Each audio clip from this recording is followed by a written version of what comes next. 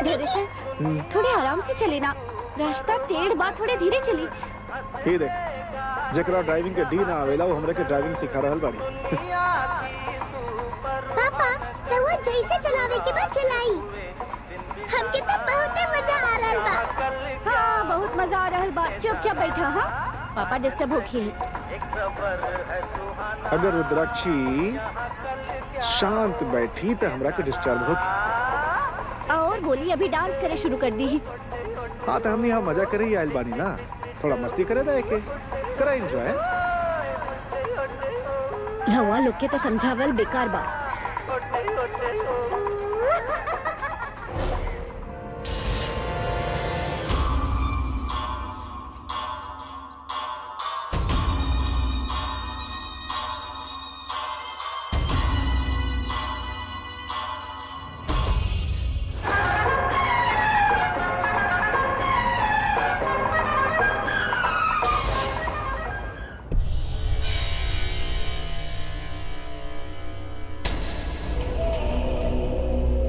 धैर ऐसे त ना रुकी,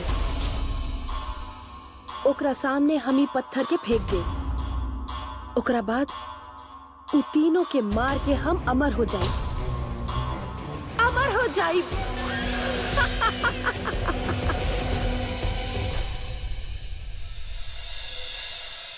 देव सैनिक लोग शीघ्र जा और गौ माता के यहाँ उपस्थित होके के आदेश दा।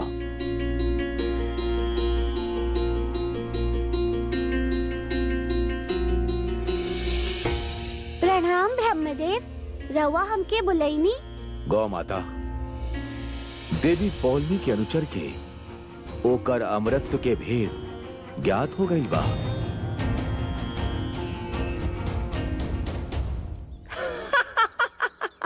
गौ माता, कहीं ऐसा मत होके कि हमार लिखल गई मिथ्य हो जाए। ब्रह्मदेव, ए समय माते चित्रगुप्त जी के पास गए बाड़ी। गौ माता, हम भली भांति जानत बानी की देवी संतोषी चित्रगुप्त के पास गई बाड़ी, और हम इहो जानत बानी कि देवी पौलमी के अनुचर के मृत्यु शिंपी के नष्ट होके से नहीं के हो सकत, अपितु कोनो प्राणी या दुर्घटना ही होके नष्ट कर सकेला।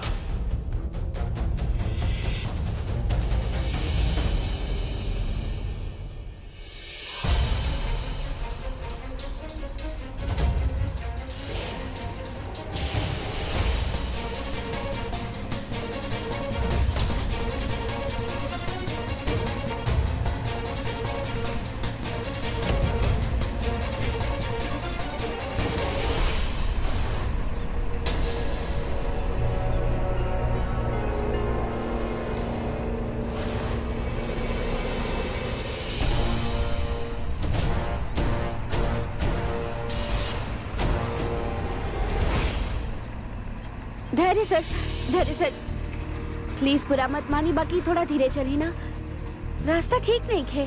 कहाँ रास्ता ठीक नहीं के, बिल्कुल खाली बा। आगे देखा, बिल्कुल सीधा चला रहल बानी और कुछ नहीं के होके वाला। रिलैक्स।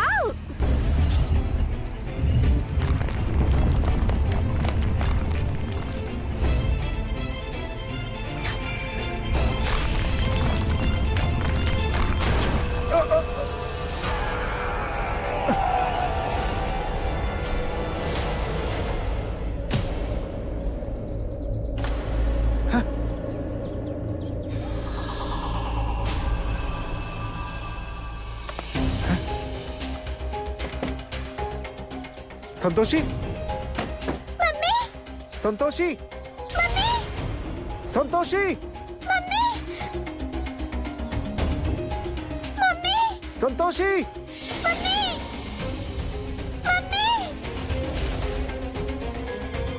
संतोषी। काम हो गई, चला नीचे उतरा। संतोषी, संतोषी, मम्मी, संतोषी,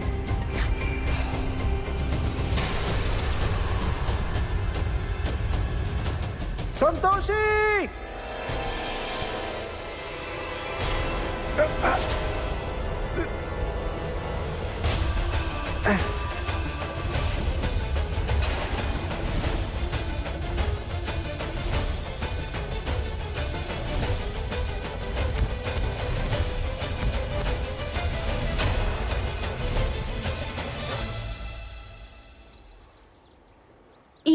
सबके बर्बाद कर दी। और ए राख के सामने तोहार कोनो दैवीय शक्ति काम ना करी।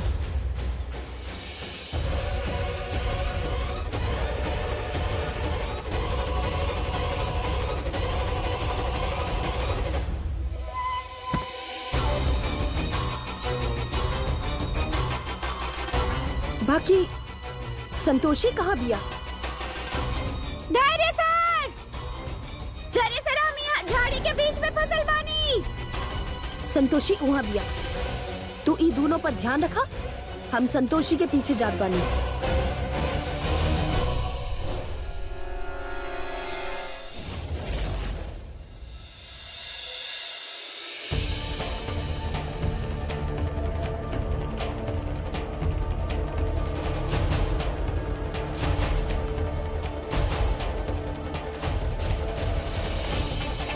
रुकी, रहुआ यहाँ। बाकी ये तरीका से हमारा रास्ता कहे रुकत बानी रहुआ। इस समय सवाल जवाब के नहीं खे, बस इतना समझ ल कि हम संतोषी माँ के भक्त हैं और यहाँ तुहार मदद करे खातिर आइल बानी। हमार बात ध्यान से सुन ला, तू ऊपर मत जाइहा। बाकी काहे कि मृत्यु तुहार इंतजार कर रहल बिया।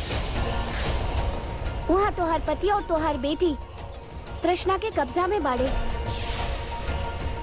अगर तू वहाँ गई लू तो वो तू तीनों के बलि चढ़ा दी ही। धैर्य सर, रुद्राक्ष, ना मत जा।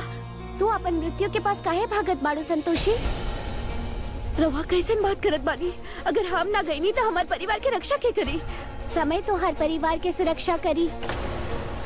कहे कि तृष्णा बलि देवे खातिर सूर्य ग्रहण के समय निश्चित कैले बिया, जे कि 2 घंटा के बाद बा। और वो समय अगर उ केहू के बलि दे देलस तो वो अमर हो जाई। ऐसा हम ओके कहत सुन ले रहनी। तब हम का करी? ओ तरफ जा। करीब आधा कोस चले के बाद तो के शिव भक्त नागा सन्यासियन के आश्रम दिखी। ओ आश्रम में सदियन पुराने एगो तेजस्वी त्रिशूल बा। ओ त्रिशूल से तो के तृष्णा के वध करे के होखी। रहुआ हमके केहू के हत्या करे के कहत बानी? ई हत्या ना, आत्म सुरक्षा बा।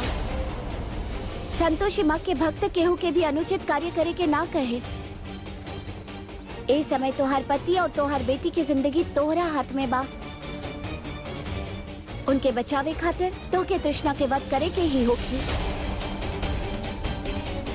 संतोषी माँ के हाथ में भी तलवार होखेला, जे कि ए बात के संकेत देवेला कि आपन सुरक्षा करे खातिर कबो कबो शस्त्र उठावे पड़ेला।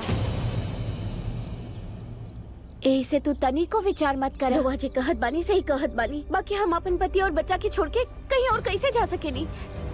चिंता मत करा, तोहरा आवे तक हम उनका रक्षा करब।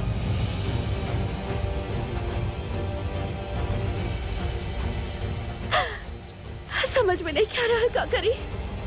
यदि राउर बात नहीं की मानत तो हमरा पास कोनो चारा भी नहीं के बचत।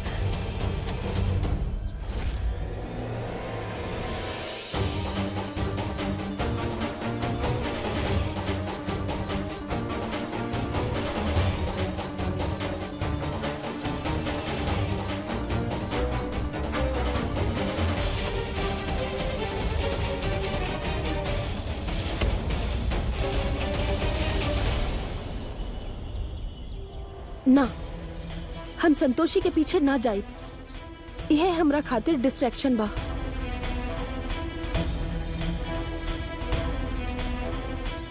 वैसे भी हमरा हाथ में ज्यादा टाइम नहीं खे। हम वापस जात बानी, जाके बलि की तैयारी करत बानी। कमला जी, संतोषी ओ तरफ गईल बिया। रहुआ ई राख लेके ओकरा पीछे जाई। ई राख ओकरा पर छिड़क के ओके वश में करे के होखी, ना ता ऊ हमनी के बलि के क्रिया में प्रॉब्लम क्रिएट कर सकेले। जाई। ठीक बा, हम जात बानी।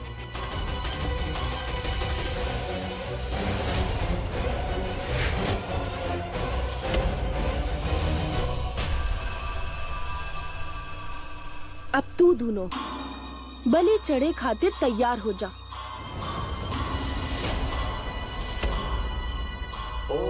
नमः शिवाय, ओम नमः शिवाय, ओम नमः शिवाय, ओम नमः शिवाय, ओम नमः शिवाय।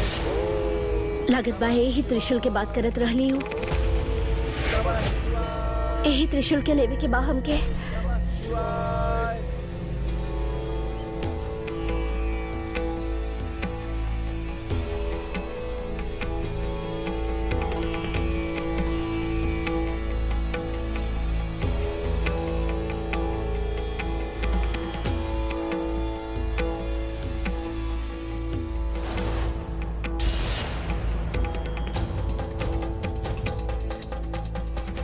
हे भगवान, केकरा से पूछी कि ये त्रिशूल हमके चाहिए।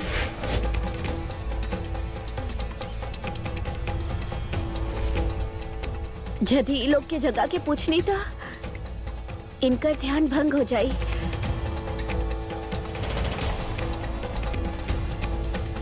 खुदे ले लेत पानी।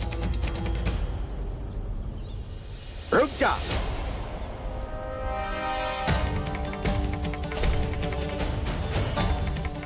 एगो स्त्री हो के तोहर इतना हिम्मत कि तू हमारा आश्रम में प्रवेश कैलू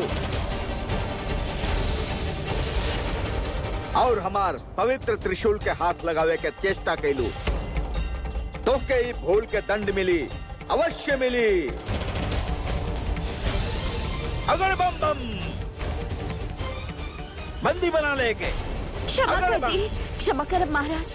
हम कोनो चोर ना हई, बस रउआ लोग के ध्यान भंग ना हो जाए ऐसे बिना बतैले त्रिशूल लेत रहनी। बालिके, ई कोनो साधारण त्रिशूल नहीं खे। कई साल के तपस्या और सिद्धि के बाद महादेव के आशीर्वाद से धरती से प्रकट भइल बा। हम जानत बानी कि तू झूठ बोल रहल बाड़ू। एह त्रिशूल के चमक देख के तुहार मन में अवश्य ही लालच उत्पन्न भइल बा। ना महाराज, रउआ जैसन सोचत बानी वैसन बिल्कुल नहीं के। हम कोनो चोर ना हई। हम तो यहाँ अपन पति के रक्षा खातिर ये त्रिशूल लेवे आयल बानी।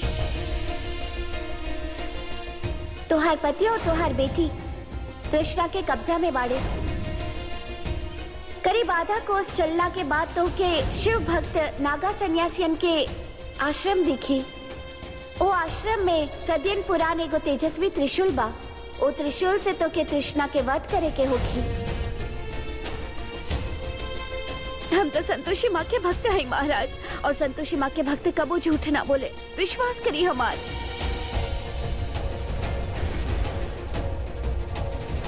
ठीक बा, ले लाए के। बाकी ध्यान रखिया, सत्य के शक्ति ही यह त्रिशूल के हिला सकेला, अन्यथा ये तोहके ना मिली। बहुत बहुत धन्यवाद राहुल।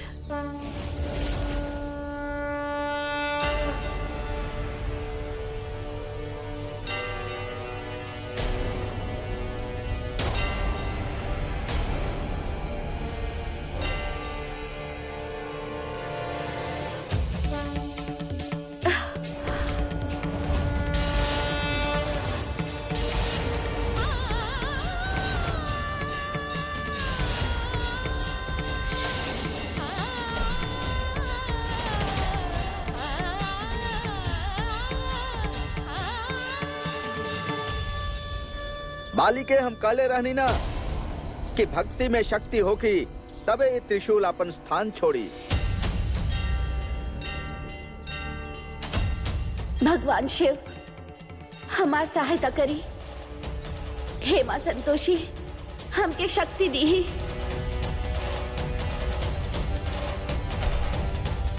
जय संतोषी माँ, जय संतोषी माँ।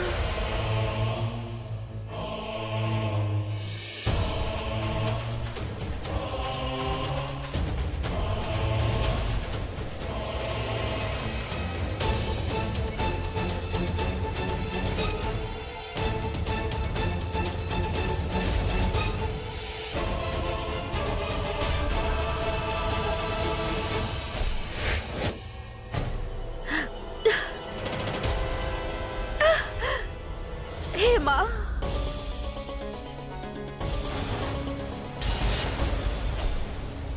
धैर्य, तू संतोषी खातिर हमके छोड़ला ना।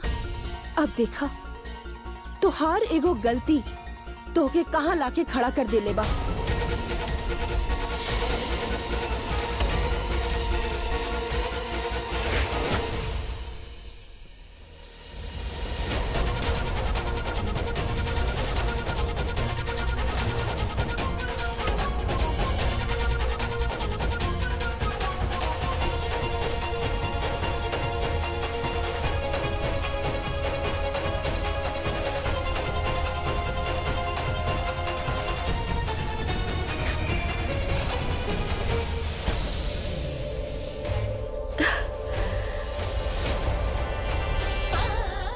जय संतोषी माँ, जय संतोषी माँ।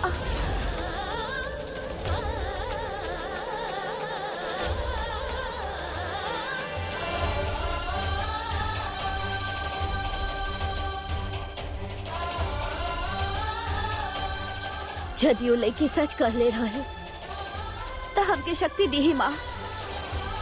ए त्रिशूल में महादेव की शक्ति बा, जैसे हम अपन पति के रक्षा करब। आज एगो माँ के और एगो पत्नी के हारे मत दे हम माँ।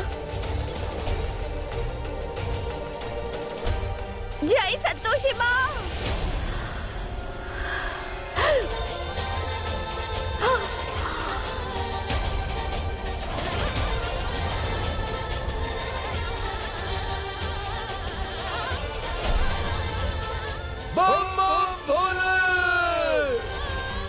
हे माँ। बेटी तोहरा अंदर सत्य के शक्ति बा। जा और अपन लक्ष्य पूरा करा, तोहके सफलता अवश्य मिली।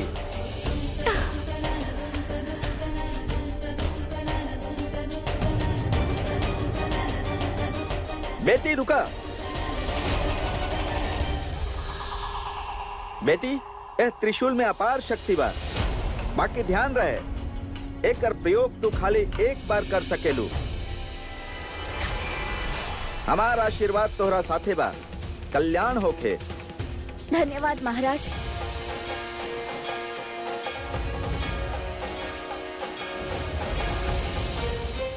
कौनो भी कीमत पर हमके एके रोके के होगी।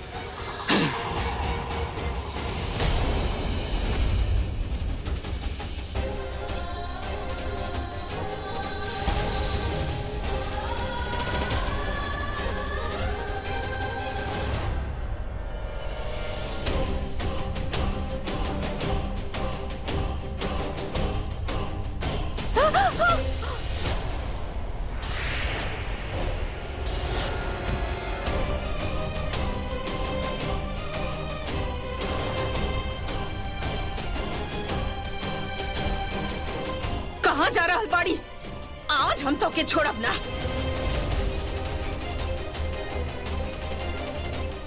वो कहाँ जा रहा बाड़ी?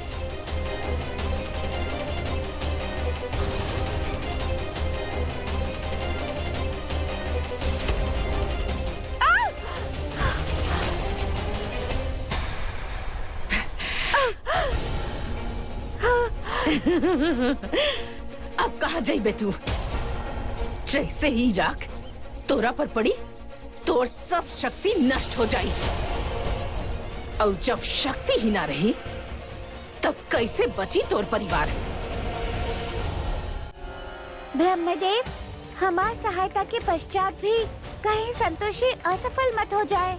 देवी संतोषी के भक्त के पास देवन के देव महादेव के त्रिशूल के शक्ति बा। परास्त होखे के ता प्रश्न ही नहीं उठा। रउआ निश्चिंत नहीं।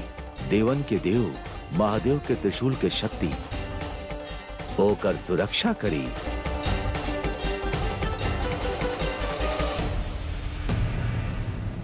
देवी संतोषी, राउर भक्त तो कुछ गहरा संकट में पड़ गई बिया। माते, सत्य की शक्ति उसे प्रत्येक संकट से बचाई।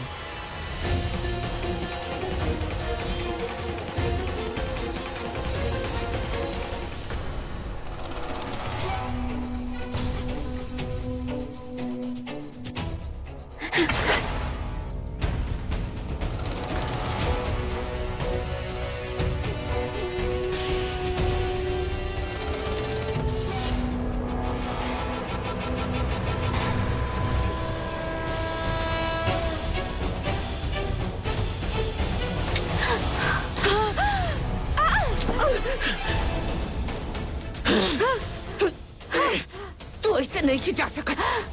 तो क्या हमके मारे के हो की? त्रिशूल से मार हमके।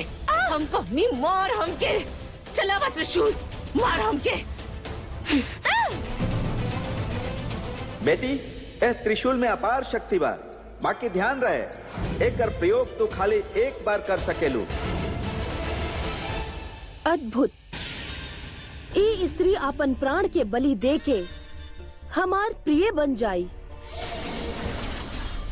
चित्रगुप्त जी, रउआ केकर प्रतीक्षा कर रहल बानी? कृपा करके कुछ करी। माते, हम प्राण हरण के कृत्य नहीं कर सकत। यदि यहाँ कोनो यमदूत उपस्थित होके त हम ओके निर्देशित करके अवश्य कुछ कर सकत रहनी।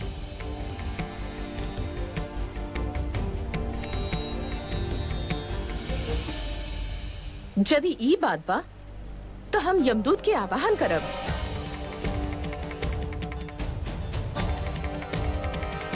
आज तो क्या हम ना जाए देव। तो क्या हमके मारे के होगी? चलावा त्रिशूल, मार हमके। हम कहनी मार हमके।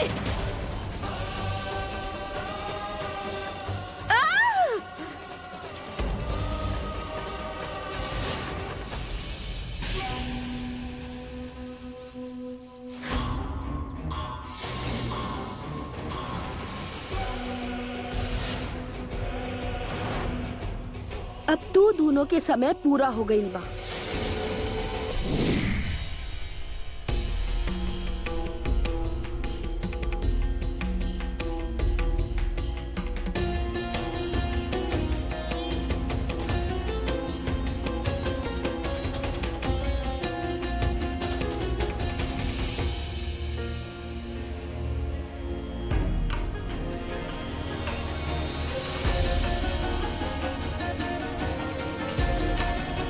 रउआ के नष्ट कर दी। जौन आ गया।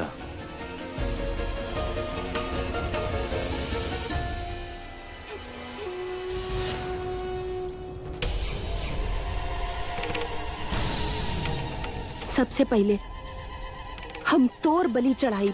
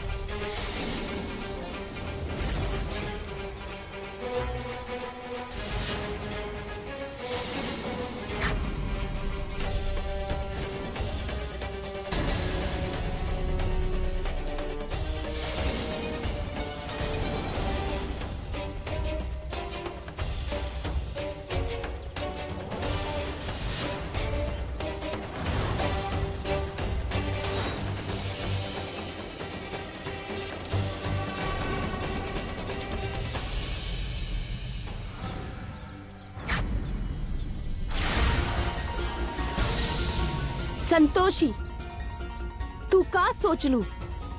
तू हमके मार डालबू? तू भुला गईलू कि हम ना मरेनी।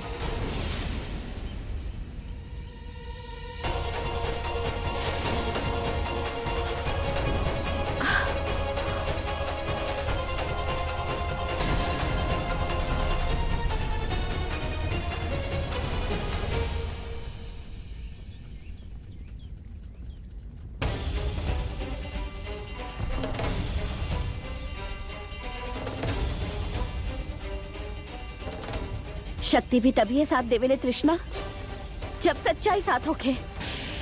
जौन त्रिशूल से हम तो के मरनी हो उ कोनो साधारण त्रिशूल ना बल्कि ईश्वर के आशीर्वाद हो। जैसे तुहार अंत जरूर होगी।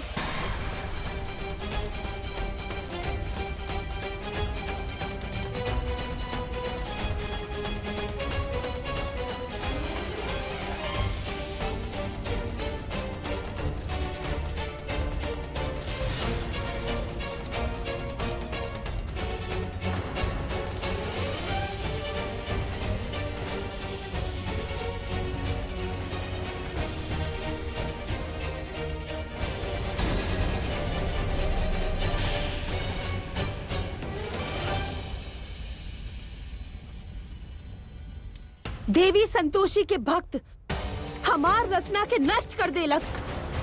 ई अनर्थ ना हो सकेला। यदि आज हम शक्तिशाली होती तो हम स्वयं ओके दंड देती।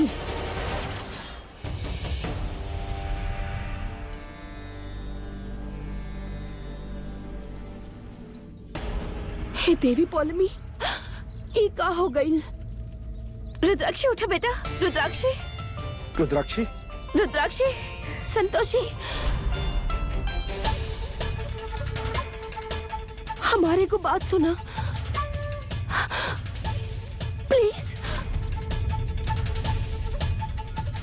संतोषी होकर कोनो बात मत सुनिया।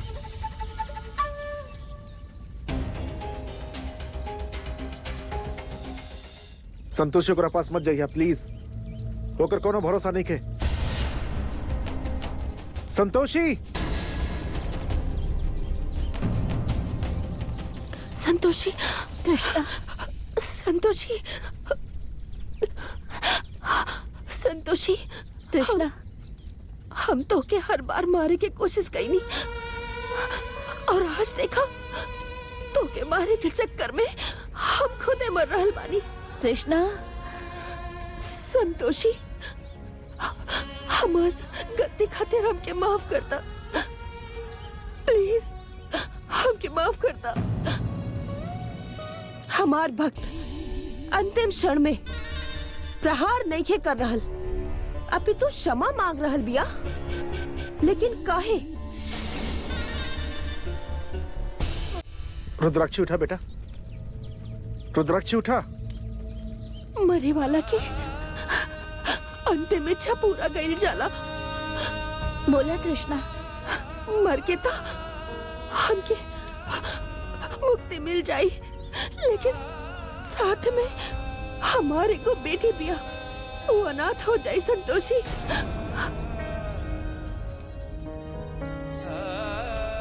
वो कामिनी के पास बिया, तोरा पास रही तो के संस्कार के कोनो कमी ना होगी, और साथ में माँ की ममता भी मिल जाए। संतोषी प्लीज। तृष्णा, हम तो के कबो मारल ना चाहत रहनी, खाली अपन परिवार के बचाए खातिर ये सब। हमके माफ कर दो। संतोषी झूठ बोल रहा बिया, एक बात में मत आइया प्लीज। ना धैर्य ना, हम झूठ नहीं की बोल रहा, हम झूठ नहीं की बोल रहा। संतोषी, मरे वाला कबो झूठ ना बोले। हमारे को बेटी बिया पौलोमिका, कामिनी के पास बिया। कामिनी हमार माँ ना हिया, ऐसे वो के ना संभाल पाई। तू संभाल पाई वो। संतोषी, ओके संभाल लिया। प्रॉमिस करा हमसे, प्लीज प्लीज संतोषी, प्लीज।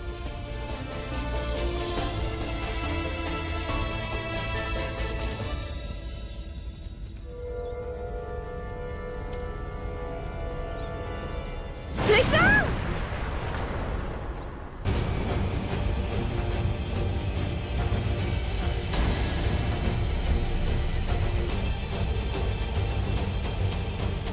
देवी संतोषी के भक्त भले ही कृष्णा के नष्ट कर देलक, किंतु नष्ट होके के पश्चात भी कृष्णा अपन लक्ष्य में सफल हो गई। देवी संतोषी के भक्त सत्य और धर्म की रक्षा कैलस।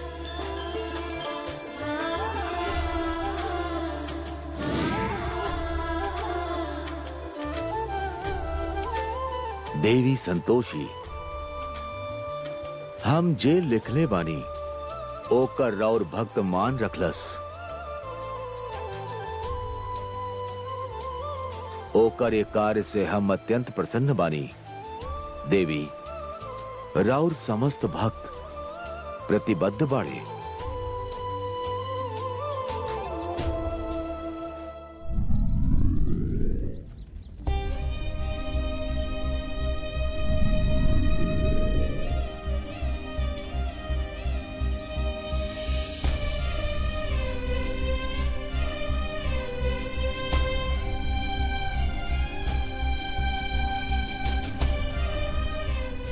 रुद्राक्षी उठा बेटा। संतोषी, रुद्राक्षी बेहोश पिया। तू एक साथ यहाँ रहा, हम पानी लेके आवता नहीं। एक ध्यान रखिए यहाँ, हम अभी आवता नहीं। ख्याल रखिए। हाँ,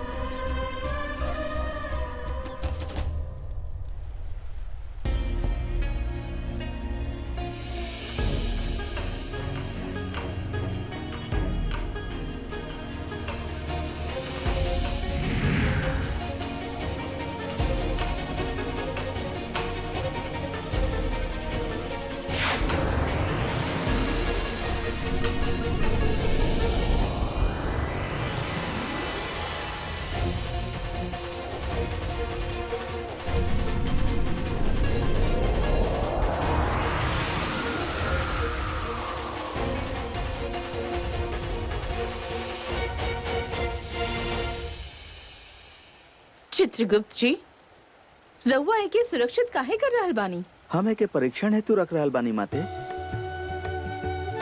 जैसे ज्ञात हो सके कि असुरगण कितना क्षमता रखेले।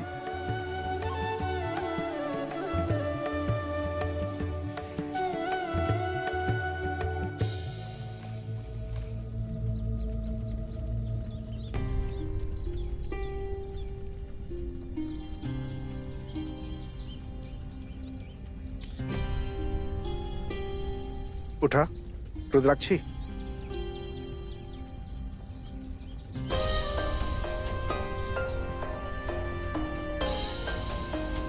मम्मी, यहाँ पर का भइल रहल?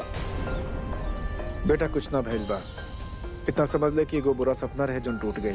अब हमनी बिना कोनो टेंशन के, बिना कोनो चिंता के घर जा सके नहीं, खुशी खुशी।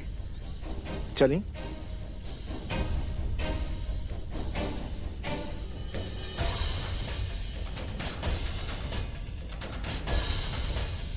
का सोच रहल बाड़ू संतोषी? चला घरे चला।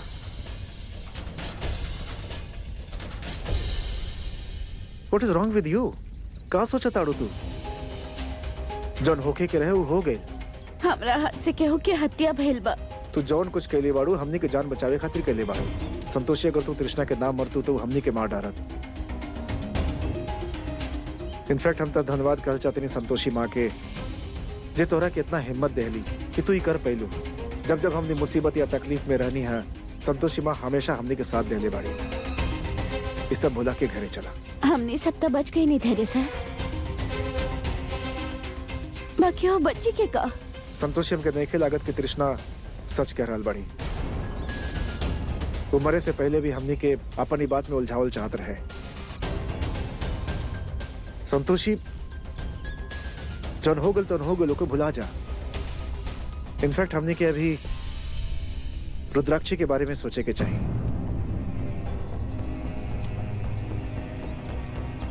सही ये होके कि हमने घरे चले।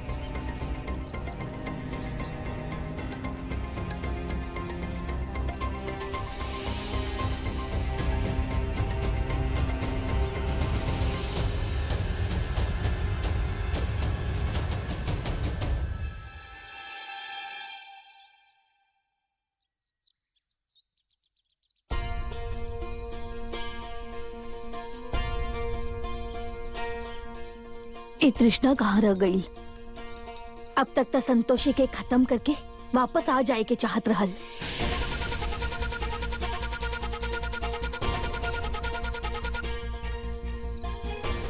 नानी, मम्मी कहाँ गइल बाड़ी? वो कब आई है? आ जाई बेटा, अभी आ जाई।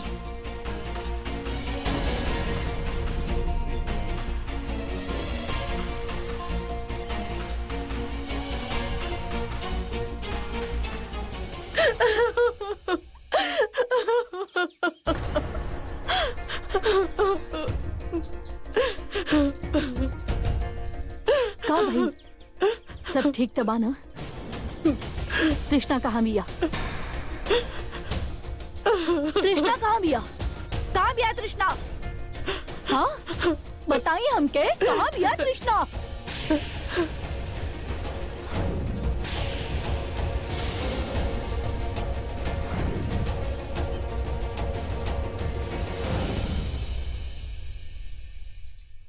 दोनों बलि चढ़े खातिर तैयार हो जा।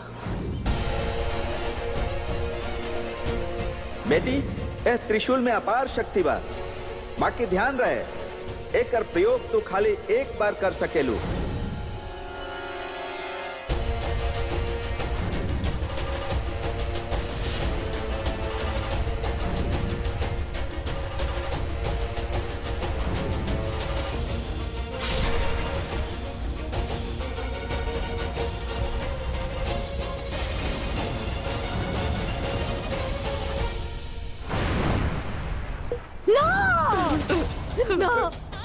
नहीं के हो सकत। कृष्णा नहीं के मर सकत, कृष्णा नहीं के मर सकत। नानी, नानी, का भइल? मम्मी कहाँ बाड़ी? कहाँ बाड़ी है वो?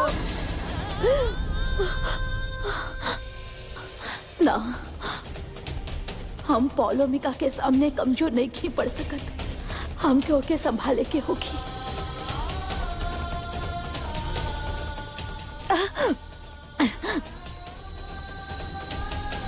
आ जाए बेटाऊ, कुछ काम खातिर गइल बिया।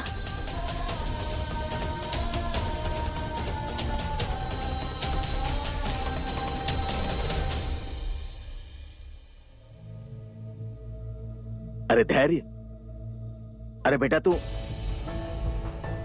वापस काहे आ गेला? और रुद्राक्षों के ऐसे काहे ले आइल बड़ा? संतोषी, संतोषी रुका। संतोषी, संतोषी बेटा, का भइल तू खोवल काहे बाड़ू?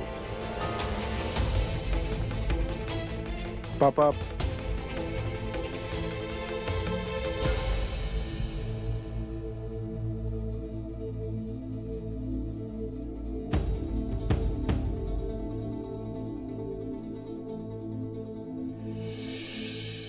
पापा एक्चुअली भाई की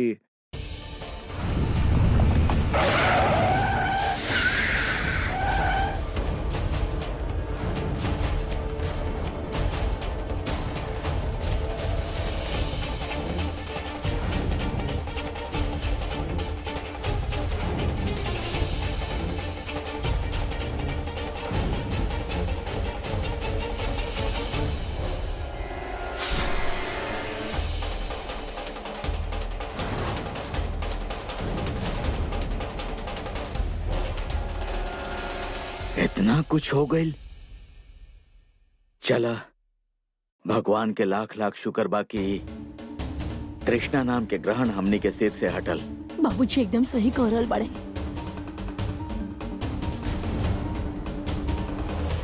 धैर्य, संतोषी बहुत उदास लग रहा बाड़ी, का बात बा? कहे कि संतोषी की लागत है कि कृष्णा के मौत एकरा कारण भइल बा और तृष्णा मरे से पहले संतोषी के एगो जिम्मेदारी सौंप देहला, एकरा वजह से वो थोड़ा परेशान बाड़ी। जिम्मेदारी? कैसन जिम्मेदारी? हो पापा, तृष्णा के एगो बेटी बिया जेकर जिम्मेदारी वो संतोषी के सौंप गइल बिया।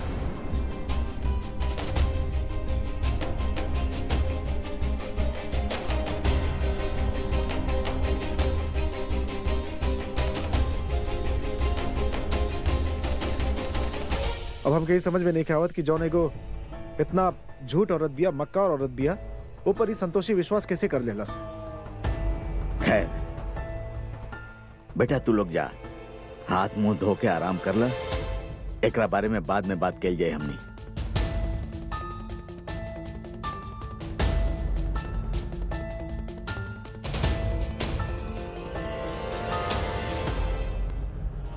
माते, संतोषी के मन कितना कोमल और भावुक बा, किंतु भावुकता के बहाव में यदि वो तृष्णा के पुत्री के अपना घरे ले आई तो स्वयं खातिर कई गो कष्ट के निमंत्रण दे दी ही।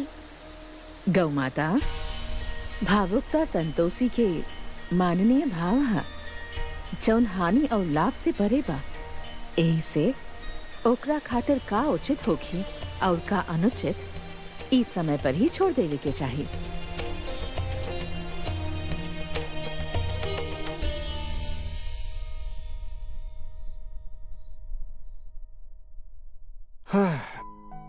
थैंक गॉड रुद्राक्षी के ज्यादा चोट नहीं खिलागल। खाना भी ठीक से खिलसी है, आज बात भी ढंग से खिलसी है। हमके लागत बा कि 2-3 दिन में वो बिल्कुल नॉर्मल हो जाए। तो क्या लगा था ई पीलो तो लेला।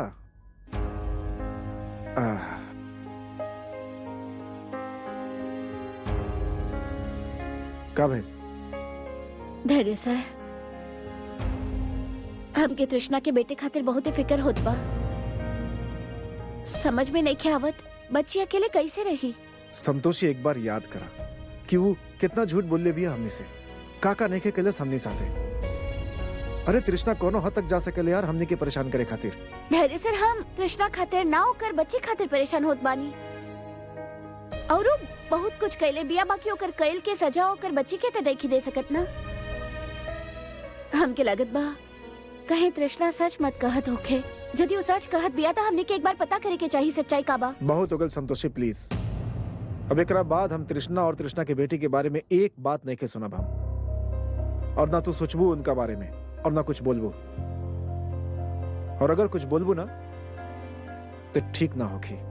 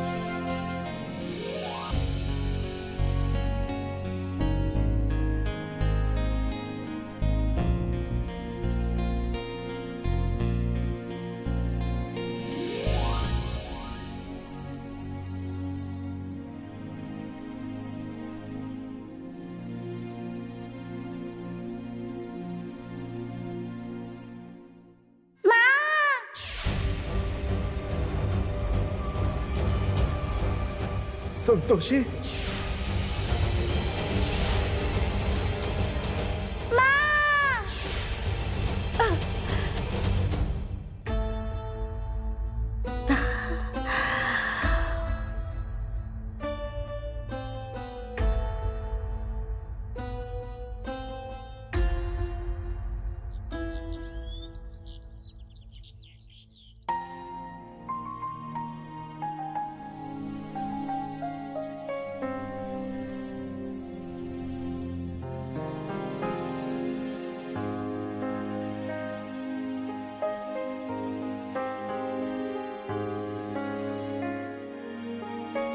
हमके माफ कर दे अब धैर्य सर। इतना बड़ कदम रउआ से बिना पूछले लेत बानी।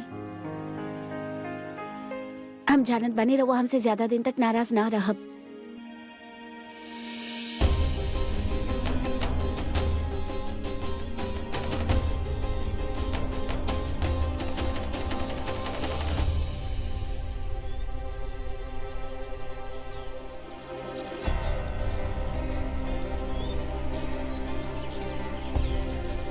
रिक्शा,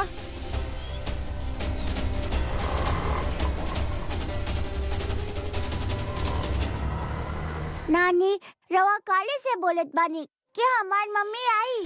बाकी वो कब आई नानी? हमके उनकर बहुत याद आवत बा। हम समझ सके नहीं बेटा, तू अपन मम्मी के कितना मिस कर रहल बाड़ू। तो फिर बताई ना नानी, कहाँ बाड़ी हूँ बताई ना। बेटा वो हमने से बहुत दूर चल गई बिया, अब वो वापस ना आई। ना नानी रवा उनके वापस ला दी प्लीज। नानी वापस ला दी हमारी मम्मी के, हम उनका बिना ना रह सके नहीं।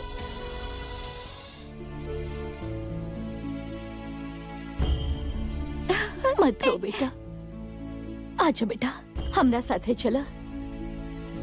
कामिनी, संतोषी तो के बाहर ढूंढत रहल, हम ओके ना बताई कि तू यहाँ बाड़ू। अरे काहे न बताई नहीं? ये तो अच्छा भल कि वो खुद हमके ढूंढत यहाँ आ गई, ऐसे हमार काम और आसान हो जाई। जाओ के बतावा कि हम यहाँ बानी।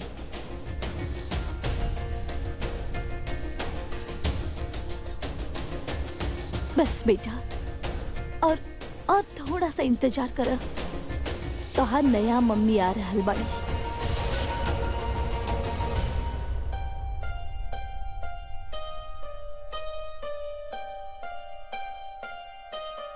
अच्छा ठीक बा, बकवास बंद करा प्लीज, जल्दी आजा वापस।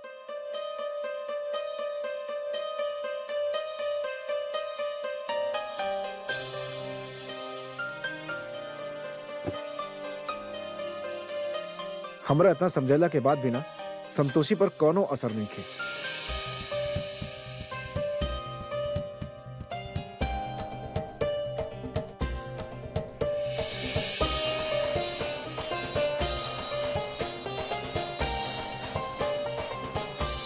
संतोषी तो पागल हो गई बड़ू का। अरे हम समझा समझा के थक गए बनी तो के, तू काहे टेंशन लेता वो तृष्णा के बेटी के? तृष्णा के मौत के कारण हम बानी, हमरा हाथे होकर मौत भइल बा, और रउआ कहत बानी कि ओकर बेटी की चिंता काहे करत बानी? तृष्णा के मौत होकर बुरा कर्म के वजह से भइल बा। अगर तू के ना मरतू ना तो आज हमनी सब जिंदा ना रहती यहाँ। देखिए, हमके तृष्णा के बारे में बात नहीं खे करे के, बाकी हम ओकर बेटी के ऐसे बेसहारा नहीं खे छोड़ सकत। हमके समझ में नहीं आ रहा, बिल्कुल समझ में नहीं आ रहा कौना भाषा में समझाई हम तो के। हम रवा के गलत लगत होखब, लेकिन एगो माँ बाप के ना होखे के दर्द का होखेला ये हम अच्छा से जाने नहीं। शायद इससे हमके तकलीफ भी ज्यादा हो रहल बा।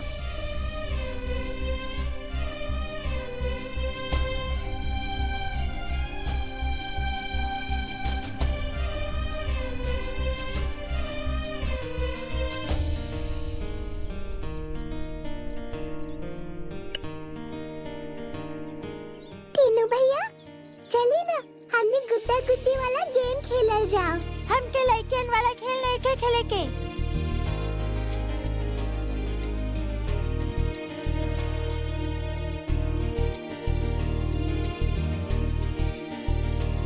रुद्राक्षी, काहे ना तू हमरा साथे गुल्ली डंडा वाला गेम खेलो? बाकी हमके ना आवे ई गेम। अरे ना आवे तो गुल्ली डंडा मास्टर कौना दिन का में आई, हम सिखाए तो के।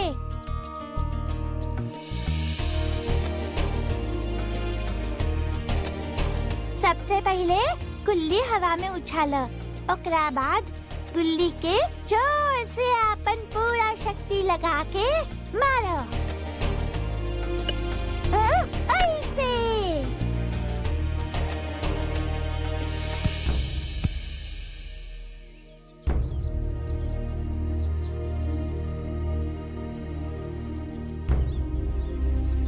टीनू भैया, रहुआ तो साचे मास्टर बानी, राहुल गुल्ली तो हवा में ही उड़ गई। देख लो, हम कहले रहनी ना कि हम गुल्ली डंडा मास्टर हैं।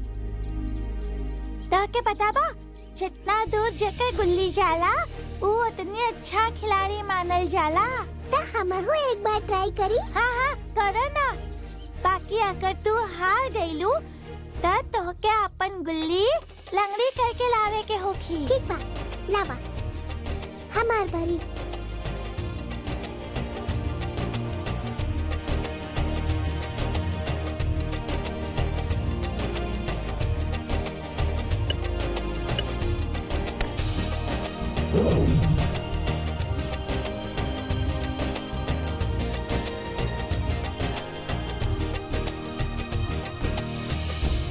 ई बालिका अत्यधिक शक्तिशाली बिया। यदि पौलोमिका एकरा पास गईल त तृष्णा के भांति इहो ना नष्ट हो जाए। ये हमारी गुल्ली तो इतना ऊपर गई, अब रहुआ के अपन गिल्ली लंगड़ी बन के लावे के होखी। ये तो हमरा से बहुत छोट बिया, बाकी एक गुल्ली इतना दूर कैसे गई?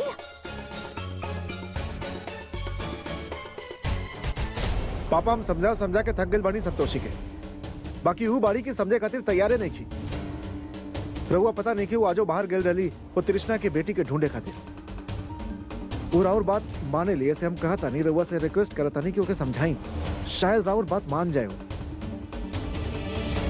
ठीक बा बेटा, हम उसे बात करब। प्लीज।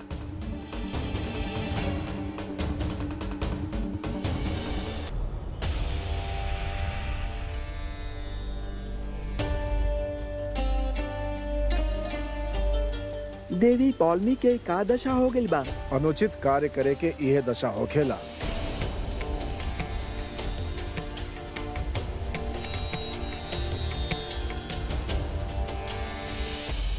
प्रणाम ब्रह्मदेव।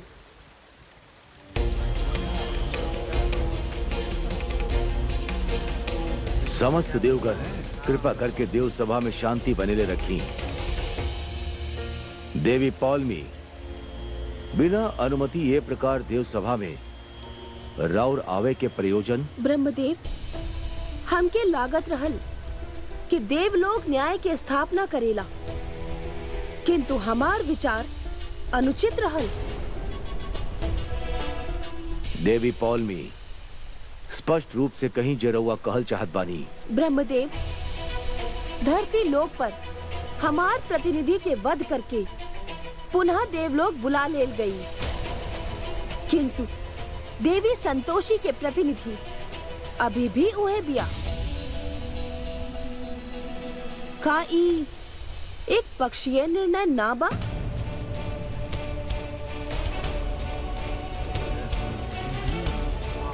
सभे से अनुरोध बा कि देव सभा में शांति बनेले रखी। देवी पौलमी स्मरण रहे, रुद्राक्षी देवी संतोषी के अनुचर कदापि ना हिया, अपितु वो देवन के देव महादेव के अंश बिया। क्षमा चाहत बानी ब्रह्मदेव, किंतु वो कार्य तो देवी संतोषी खातिर ही कर रहल बिया। ये अवश्य ही महादेव के आपन पौत्री के प्रति प्रेम बा, अन्यथा ऐसा ना होखे। देवी पौलमी ए प्रकार के अभियोग रउआ देवन के देव महादेव पर कैसे लगा सकेनी? तनिकापन शब्द पर रउआ पुनः विचार करी। हम आरोप नहीं की लगा रहल ब्रह्मदेव, अपितु सत्य कह रहल बानी। अब रउए बताई ब्रह्मदेव, का हम अब महादेव से भी न्याय की अपेक्षा ना करी?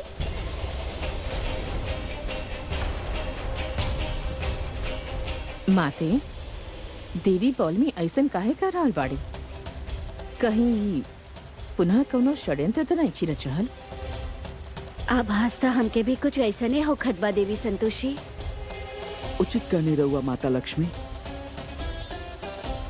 माते, हमके तो देवी पौलमी के प्रत्येक शब्द में छल के समावेश लग रहल बा।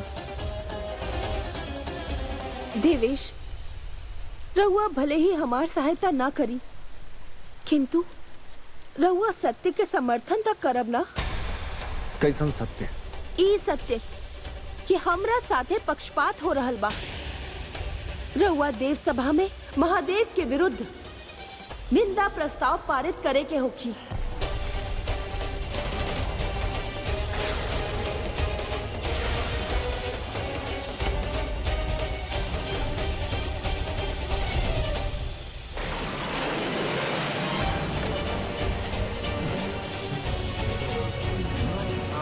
देवी पौलमी! देवी पौलमी, ई का कह रहल बानी रहुआ? देवी, राउर मस्तिष्क ठीक ते बा ना? वो देवन के देव बाड़न, हम उनका विरुद्ध निंदा प्रस्ताव कैसे पास कर सके नी?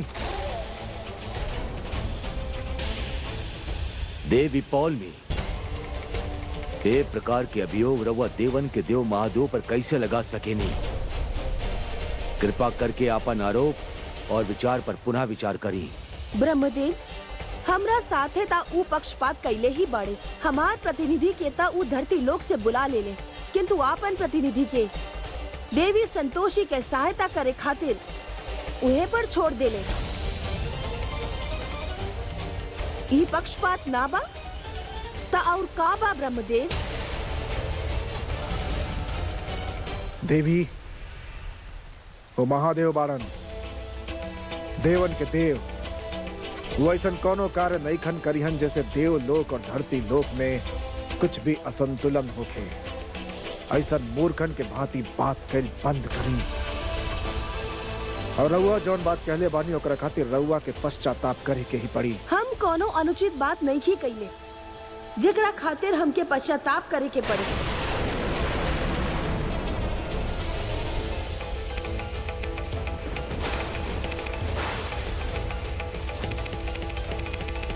देव सभा में तक केहू हमार साथ ना देवे, किंतु रउआ अब रउआ भी हमार तिरस्कार कर रहल बानी। यही से अब हम यहाँ ना रहब। एक छिन्न भिन्न अंग के साथे हम संपूर्ण ब्रह्मांड में घूमब और सबके बताइब कि महादेव कौना प्रकार हमरा साथे पक्षपात कैले।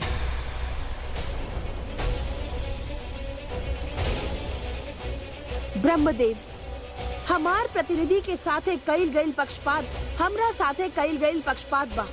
ई हम संपूर्ण ब्रह्मांड के बताई।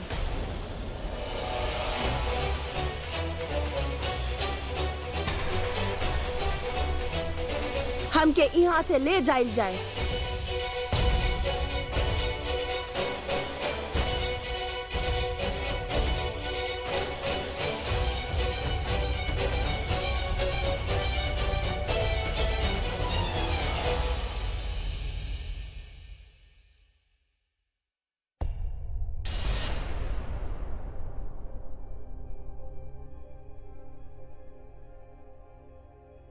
संतोषी गिलास दा। हे हेलो हेलो संतोषी। संतोषी बेटा, का भेल काका, कुछ चाहिए? बेटा का बात बा? तू अबहियो बच्ची के बारे में परेशान बाड़ू? काका, हम जानत बानी तृष्णा हमार दुश्मन रहल। वो कबो हमार भला ना होखे देलस। बाकी वो बच्ची के का ओकर तो कोनो दोष नहीं खे ना। ओके तो इहो नहीं खे पता कि वो अनाथ काहे भइल, कैसे भइल। इहे हद से हम वो बच्ची के माँ की जिंदगी छीन ले बानी। हमके प्रायश्चित करे के होखी काका। हमके वो बच्ची के ढूंढे के होखी। काका, हम संतोषी माँ के भक्त हैं और संतोषी माँ के भक्त दया और प्रेम के रास्ता पर चले ने, चाहे सामने कैसन भी परिस्थिति होके।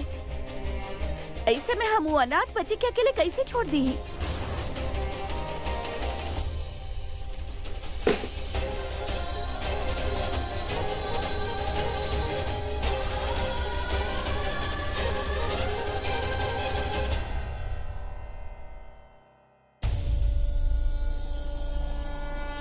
देवन के देव महादेव के देवर्षि नारद के प्रणाम। प्रणाम देवर्षि। कैलाश पर पधारे के प्रयोजन बताएं। नारायण नारायण, अनर्थ हो रहल बा प्रभु, अनर्थ। देवी पौलमी तापन समस्त सीमा लांग देली। उ देव सभा में रउआ ऊपर पक्षधरता के आक्षेप लगैले बाड़ी। पक्षधरता के आक्षेप भोलेनाथ। और देवी पौलमी ऐसन काहे कर रहल बाड़ी? हमार प्रतिनिधि के वध करके पुनः देवलोक बुला ले गई, किंतु देवी संतोषी के प्रतिनिधि अभियो उहे बिया। हमरा साथे पक्षपात हो रहल बा। रउआ देव सभा में महादेव के विरुद्ध निंदा प्रस्ताव पारित करे के होखी।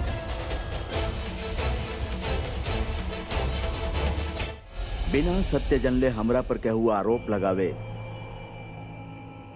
ई हमके स्वीकार नहीं थे।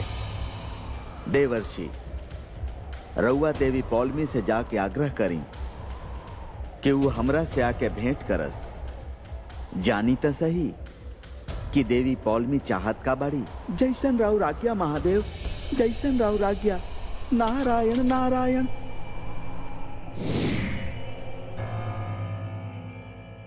ऐसे केहू खाना बीच में छोड़ के आवेला का? और खाना टेबल पर छोड़ के ऐसे परेशानी के हल निकल जाई। हमके पता बा रउआ गुस्सा में बानी, बाकी एक बार गुस्सा के शांत करके सोचियो बच्ची के बारे में का हालत होखी हो बेचारी के। देवी संतोषी के भक्त कितना मूर्ख बिया, ए बात के प्रमाण हमके आज मिल रहल बा। संतोषी तो के ज्ञात नहीं खे, किंतु तोहार अच्छाई ही तोहार सर्वनाश के कारण बनी।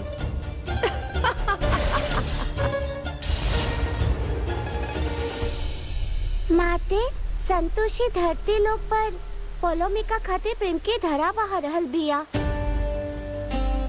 और उहे देवी पोलोमी रुद्राक्षी के वहाँ होके पर प्रशंसा उठा रहल बाड़ी। कहीं देवी पोलोमी संतोषी के मस्तिष्क के नियंत्रित नहीं की कर रहल। संतोषी तो के खाली तृष्णा के पड़ल बा और तृष्णा के बेटी के पड़ल बा। रुद्राक्षी के बारे में नहीं सोचा ताड़ू तू। अरे ओकर का तोके कैसा लगी अगर घर में हमने दूसरा लेके ले आई ओकरा साथ रहे खातिर और हमने खातिर दूधू बच्चा पालल का इजी होकी, आसान होकी।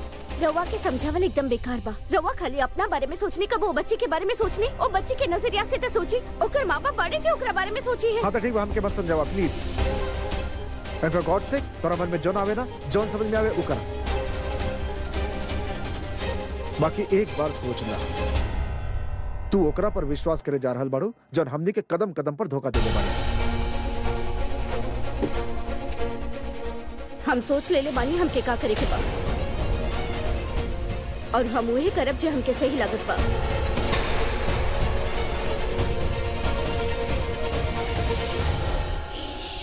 नारायण नारायण। प्रणाम देवी पौलमी। प्रणाम देवर्षि। का बात बा देवर्षि, अकस्मात रहुआ यहाँ? कहीं रहुआ हमार उपहास बनावे खातिर का इवा नहीं खियाइल? इस समय देवी पौलमी क्रोधित प्रतीत हो रहल बाड़ी, ऐसे उनका से कोनो भी विषय पर चर्चा कई उचित ना होखी। नारायण नारायण। देवी पौलमी, हम राउर उपहास कैसे बना सकेनी? हम तो महादेव के संदेश लेके रउआ पास आइल बानी। महादेव शीघ्र अति शीघ्र रउआ से भेंट कर चाहत बाड़े। अब हमके आज्ञा दी देवी पौलमी। नारायण नारायण। ईता अत्यधिक प्रसन्नता के संदेश बा। गौ माता, जब स्वयं मनुष्य कठिन समय देखले हो खेला तबे वो दूसरा के दुख के आभास कर पावेला। संतोषी जे कुछ भी कर रहल बिया ओ आभास के कारण ही कर रहल बिया।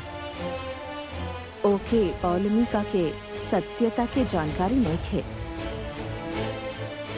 ए समय हम ऊपर दृष्टि रखे के अलावा और कुछ ना कर सकेनी।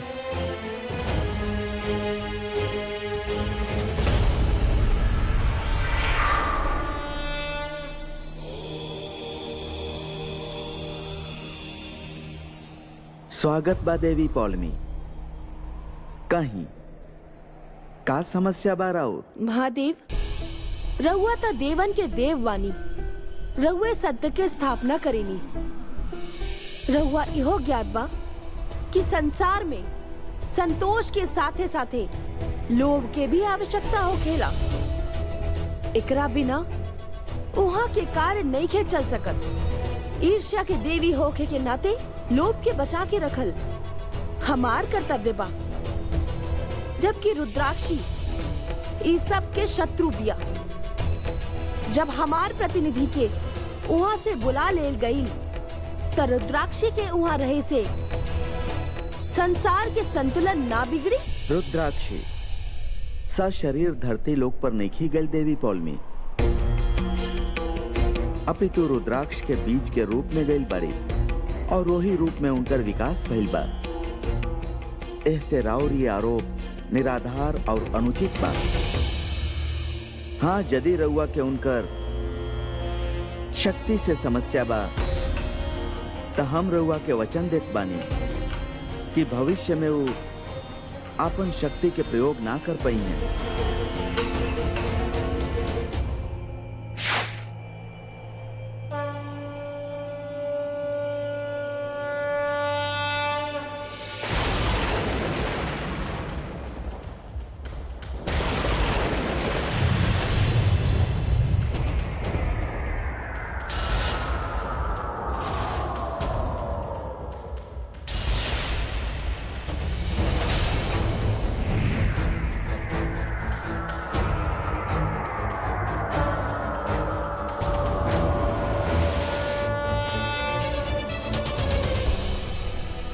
हमार कार्य हो गई।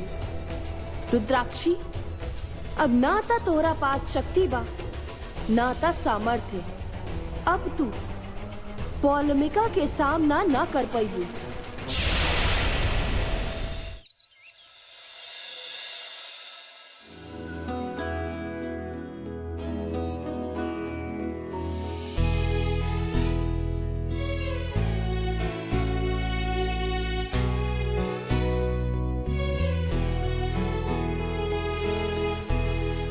जौन हाथ से हमरा और पूजा करत बानी, वो हाथ से बहुत बड़ पाप भइल मामा।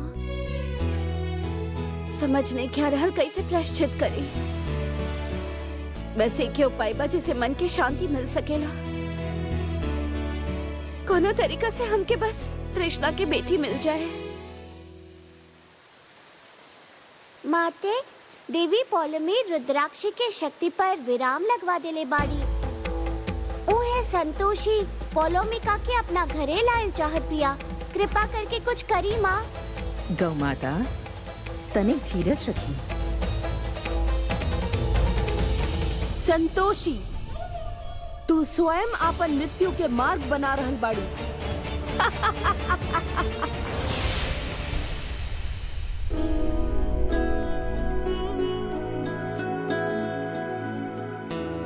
मैडम, एगो अजीब लेखा औरत आयल रहल करिया कपड़ा में।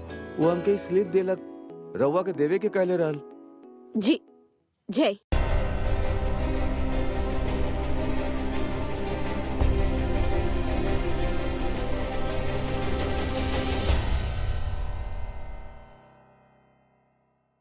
दरअसल हमके रवा से बात करे के बा।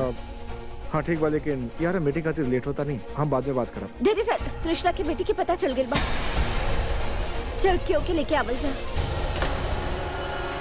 हमके समझ में नहीं आ रहल कि तू हमार बात समझत काहे नहीं की। अरे माँ बेटी मिलके ना बेवकूफ बनाओ ताड़ी तोरा के। फिर से इनका कोनो नया चाल बा। इस समय ना हम कामिनी के बारे में सोचत बानी ना तृष्णा के बारे में। हमें बहुत से मरद जात बानी कि हमें को बच्चे के अनाथ कहले बानी। रवा ना समझा। रवा हमारे साथ नहीं खेदेवे के तो मत दी ही।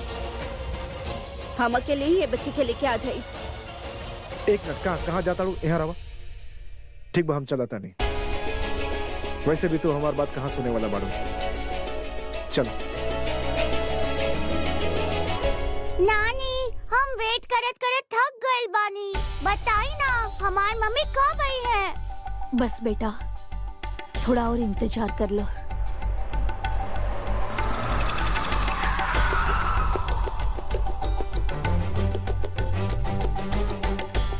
ई देखा, आ रहल बाड़ी तोहार नया मम्मी। सच्चे?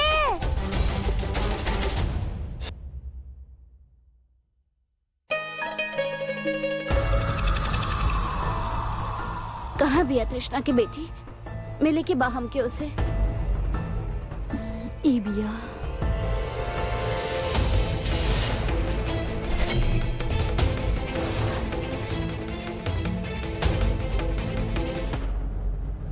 देखा, हम कहले रहनी कि तृष्णा हमसे झूठ बोल रही है। अरे तृष्णा की बेटी इतना बड़ कैसे हो सके? ये बच्ची बड़ एक खातिर बिया काहे कि तृष्णा के पहला शादी से बिया। अब तक पौलोमिका बोर्डिंग में रहत रहल। What? हाँ, और एगो साच इहो बाकी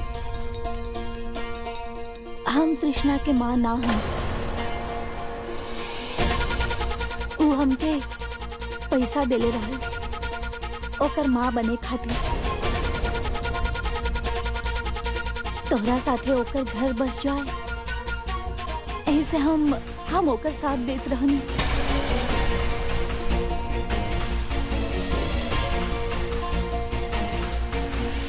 बाकी वो तो कहत रहे कि वो प्रेग्नेंट भी है। वो कर का? वो प्रेग्नेंट ना रहल भरी, तो के पावे खातिर वो झूठ बोलत रहल। बाकी अब जब वो जिंदा ही नहीं थे तो इस सब बात के कोनो मतलब नहीं थे। हमके तो बस ए बच्ची के फिक्र बा। हमरा पास इतना पैसा भी नहीं है कि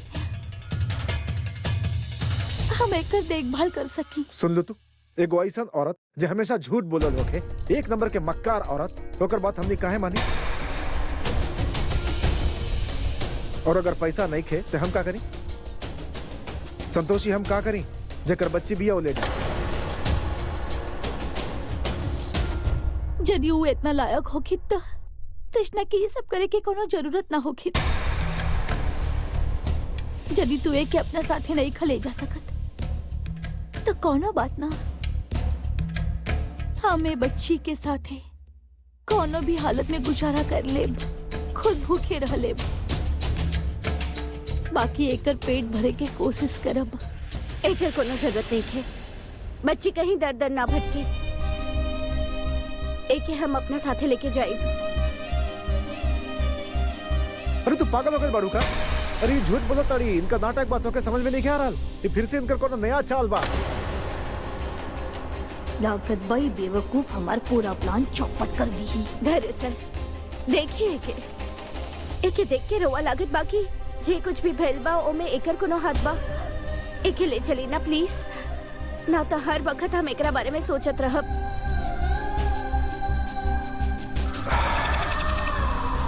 प्लीज। ठीक बात, तोहरा मन में जौन आए वो करा, हम तोहरा के कुछ नहीं के मतलब। ले चला साथे के।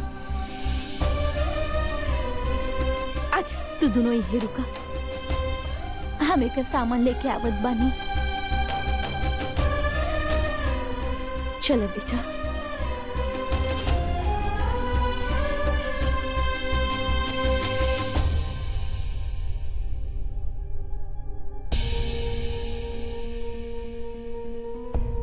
दांव बिल्कुल निशाना पर लागल बा।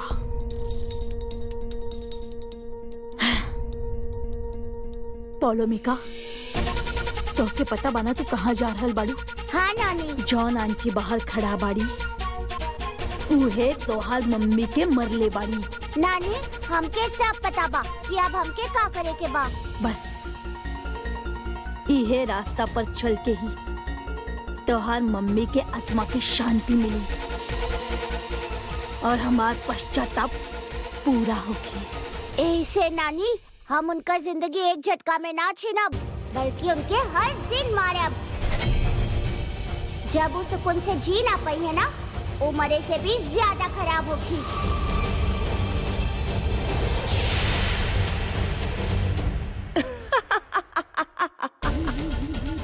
जैसन देवी वैसन उनकर भक्त।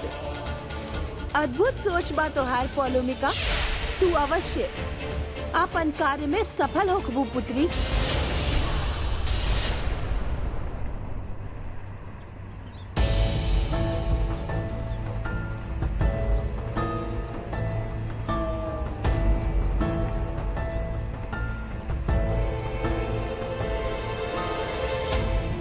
तू ई तो बतैलू ही ना कि तोहरा खाना में का पसंद बा।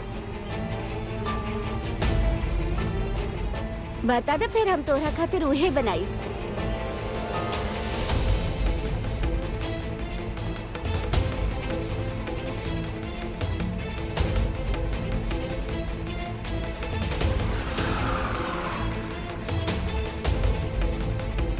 तू ई शहर घूमल बाड़ू पूरा की ना?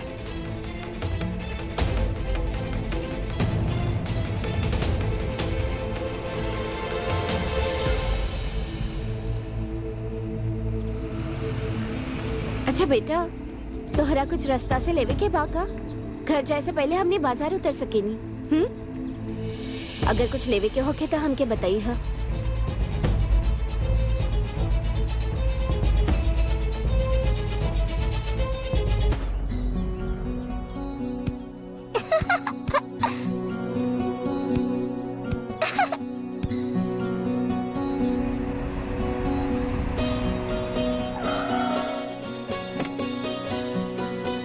संतोषी दीदी, ये पापा आ गए ले।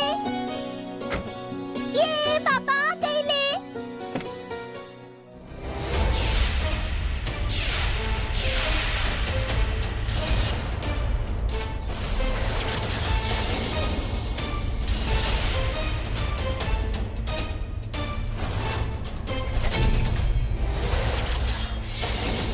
आज हमार मम्मी जिंदा होती त ई घर उनकर होखित।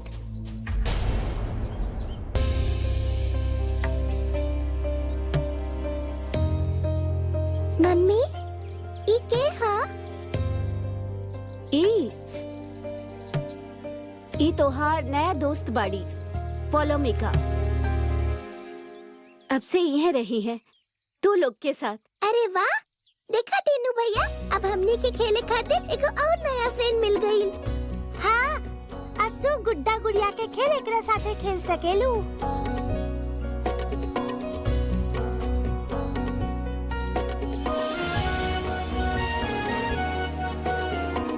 Hello पोलोमिका,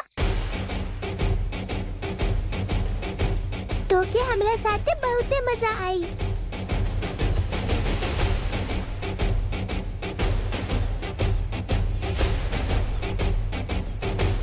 hello.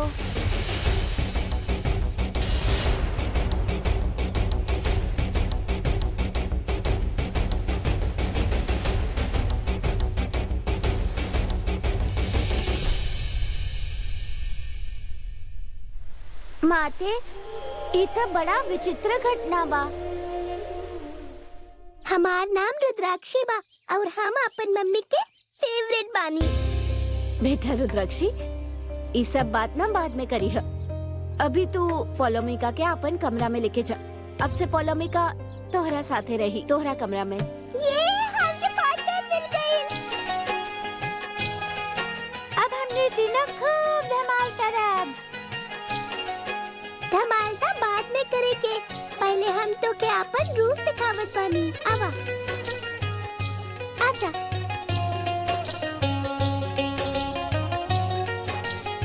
रुद्राक्षी तो बहुत ही खुश लग रहल बिया। उम्मीद बा पोलोमिका के हमार यहाँ लावे के फैसला सही होगी।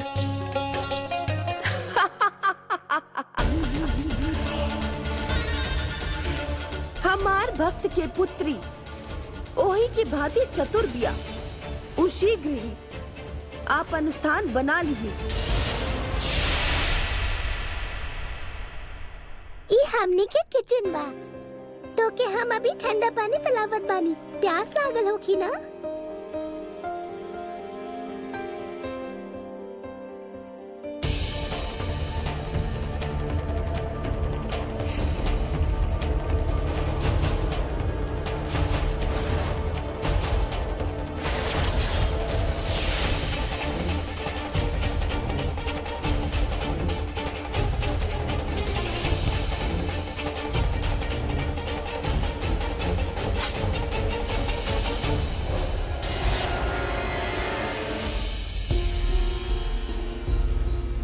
महादेव रुद्राक्षी की शक्ति वापस ले लेने। ऐसे रुद्राक्षी के ओ बालिका के नकारात्मक विचार के आभास नहीं के हो रहल। ई हमार दादू के रूम बा।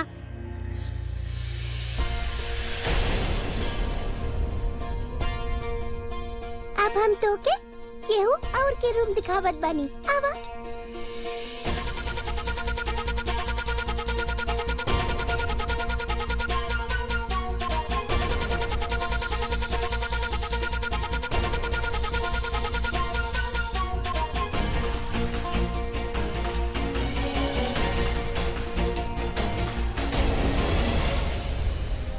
पता ना ए बालिका के मस्तिष्क में कौन योजना चल रहल बा।